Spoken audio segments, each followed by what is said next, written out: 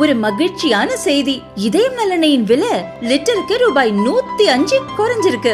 September 2023ல 1 litre இதயம் நல்லெண்ணெயின் அதிகபட்ச விலை ரூபாய் 503. ஆனா இப்ப 1 லிட்டர் இதயம் நல்லெண்ணெயின் விலை ரூபாய் 398 மட்டும்தான் தமிழ்நாட்டுல.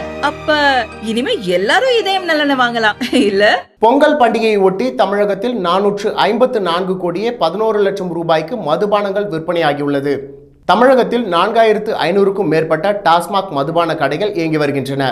அரசிற்கு வருவாய் ஈட்டி தருவதில் டாஸ்மாக் நிர்வாகம் முக்கிய பங்கு வகிக்கிறது. மதுக்கடைகளில் வார நாட்களில் 90 கோடி முதல் 100 கோடி ரூபாய் வரைக்கும், வார இறுதி நாட்கள் மற்றும் அரசு விடுமுறை தினங்களில் 120 கோடி ரூபாய் வரைக்கும் மதுபானங்கள் விற்பனையாவது வழக்கம்.